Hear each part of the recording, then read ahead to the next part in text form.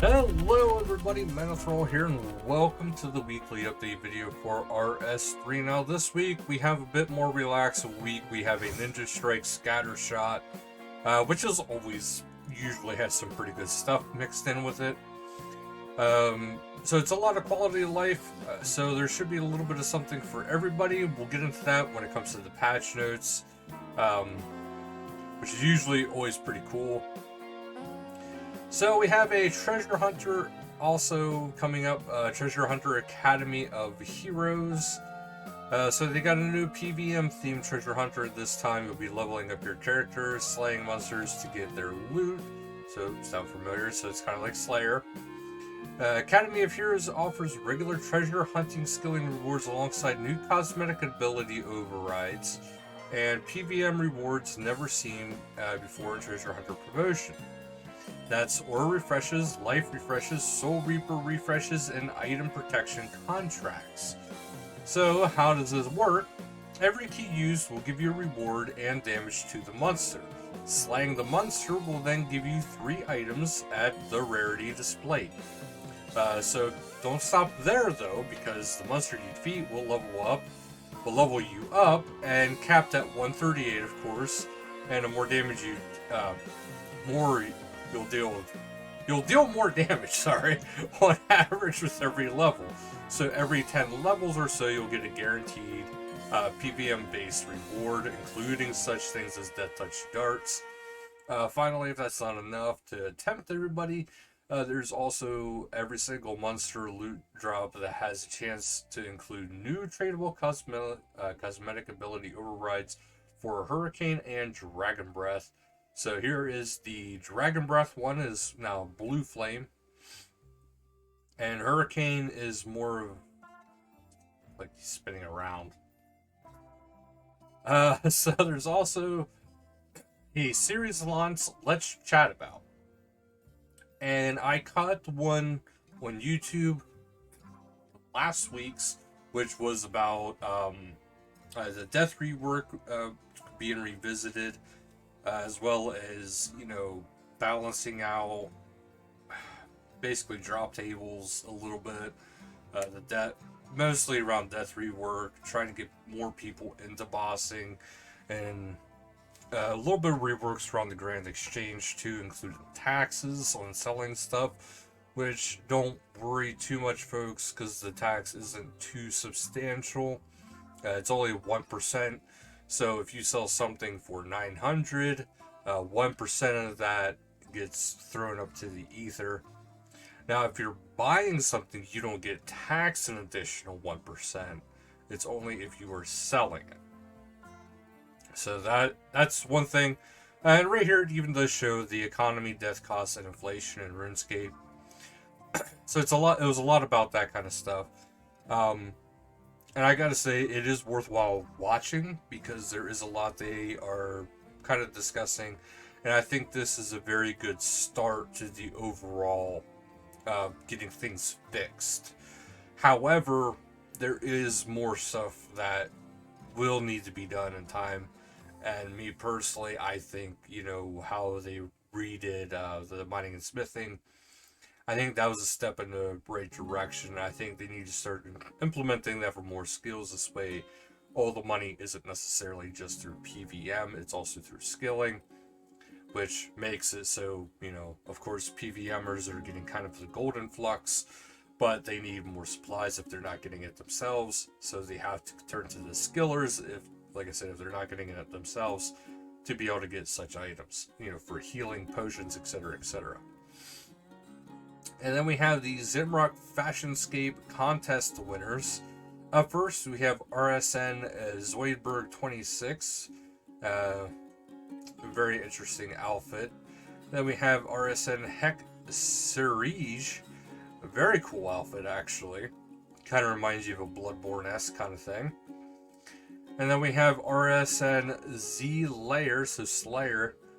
Very cool looking costume they have built up there. Something I was not expecting.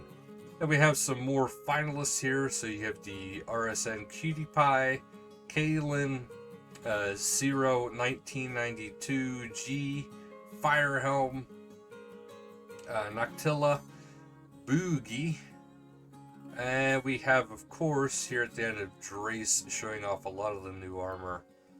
All of it looks pretty cool. All these outfits are pretty awesome. Very red and black theme, but fortunately there's only so many winners. But there's also the Prime Gaming drop this coming up here. So this month, the Prime Pals are giving you a currency pack, which features 35 treasure hunter keys, 200 rune coins, and an umbral chest. So grab it if you have it. Get to the patch notes in a second here. And then we have the community showcase, which we have some minis made. And this is by Dominwin. And they made a Lord of Chaos, so Zimrock. And all of his minis apparently, well, their minis are made in bronze. So that's actually really cool. Really hard work to do metal casting like that. Then we have Vito AE. They have made some sort of edicts. One looks like it's very Zamorakian themed. And one is, of course, the Powered Gothixian. And, of course, we have someone actually made the Croc Gators. But they actually made them, and this is by Mod Dragon that actually made them. That's actually pretty cool and kind of weird at the same time. We have some Escaper screenshots first up by Intelligate. Very cool, actually, black and white with a little bit of red theme to it. I believe that's what the Blood, Rivers of Blood one. Very cool. Then you have Sir Theodore Faldor getting ready to hold the line against whatever the other side of the portal has. Very cool picture. And then we have another relaxing island beach-esque type theme here going for Elige. Just relaxing and taking it easy. There's sites all over RuneScape and Gielinor. Gotta check it out. Then we have the Pink Skirts event, which are as follows. Next Angel of Death, hosted by Spotly Wolf and Nexeodamus. Friday, July 22nd at 2300 game time, World 92, God Wars Dungeon Ancient Prison. FC is Nexeodamus. Gregovic is next. Hosted by Pippi Spot and the Boss Guild. Saturday, July 23rd at 2000 game time, World 88, the Heart of Gielinor. Sliske Lobby. FC is the Boss Guild. And don't forget, do check out the different types of communities and stuff going on with the official RuneScape Discord. There's always something going on there, and also it's a great way to meet up with like-minded individuals enjoying RuneScape. Now for the patch notes. Big one. Ninja Strike, of course, as we know, login and lobby. The login and lobby screen's text components have been replaced with true type fonts. World map icon tooltips for archaeology excavation sites are now split into 2 columns if there are more than 3 artifacts or materials, so that they better fit the mobile aspect ratio. Farming, Leprechauns now confirm successful noting of produce by using items with an info box. Leprechauns and farmers now remain in place rather than wandering around the farm, which is that's actually really nice. Farmers now offer more items for sale in the shop rather than through dialogue. Farmers have a pay as their left click option. Pyramid Plunder, instead of 3 or 4 entrances to Pyramid Plunder taking you to an empty tomb, all 4 entrances now take you to the Guardian Mummy. It was fun while it lasted, it did get old. Players with plus 41 plus thieving entering a Pyramid Plunder are now sufficiently stealthy to always avoid a random act of violence from its Guardian Mummy, so he's had his fill now. Converted various feedback messages in the Pyramid Plunder to info boxes, so you get feedback if your chat is closed. Bladed dive and skilling tools. So the Augmento Crystal Chime, Chisel, Hammer, Knife, Saw, Tinderbox, Enhanced, Pyromatic, Hammertron, Hammertron, and sculpting chisels of Bandos, Gothic, Ceratom, and Saren Zimrock all now allow you to use bladed dive. So, when wielding the laceration boots or an appropriate offhand item. So there you guys go. Counterless fragments from Slisky's endgame now count as an offhand item for bladed dives, similar to other scaling offhands. Fix a bug where it prevented the green text about laceration boots from appearing in the bladed dive tooltip when the ability's wield requirements are met. Clarifying the requirements tooltip for the 2x icon when bladed dive is dragged to the center of the power's parent interface. Hitboxes, the agility obstacles at Hit's Oasis are now easier to tap on mobile. Wisp now maintains the same click box when turning into fountains. Bird snares are now easier to tap on mobile. The agility obstacles on Anacronia are also easier to tap on mobile. Lord of Chaos. Just as Zimrock's common drop tables adjusted the weighting of rares on Zimrock's drop tables, so players should see bow pieces slightly more often and Chaos Source slightly less often when rolling a rare. Players will now be rewarded more common loot and higher chances at rare drops for Zimrock when running Elite Dungeon. Any summoned monster during the Zamorakian Undercity Elite Dungeon will now show summoned and their name to differentiate between summoned monsters and standard monsters. Completing the Zamorakian Undercity Elite Dungeon will now process daily dungeoneering challenges. Please note story mode will not count towards the daily challenge progress.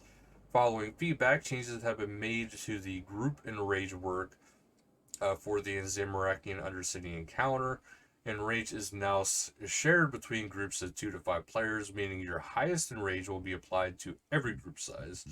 Messaging has been updated at the end of Zimrock, the Lord of Chaos encounter, to clearly state that the highest enrage you have achieved. Solo enraged is tracked separately from the and remains unchanged. When you next log in, your enrages from groups of 2 to 5 will look at by the system, and the highest amount will be taken.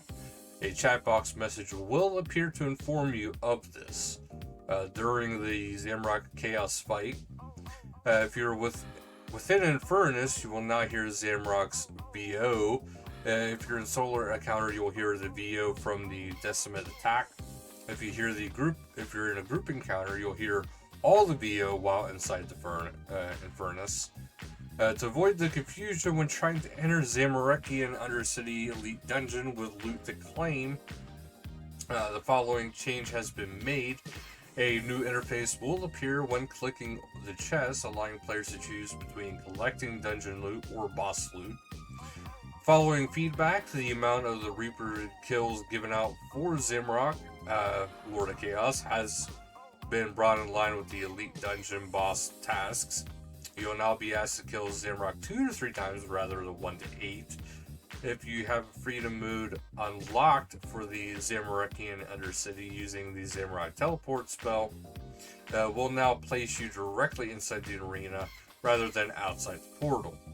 Please be aware if the boss fight is already started, you will not be able to teleport into the arena. Added a quick chat option for Zimrock kills and highest enrage.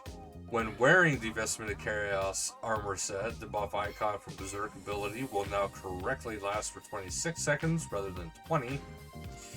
During the Infernal Tomb mechanic in the Zimrock battle, the Chaos Demon will now spawn in the facing east towards the portal rather than south.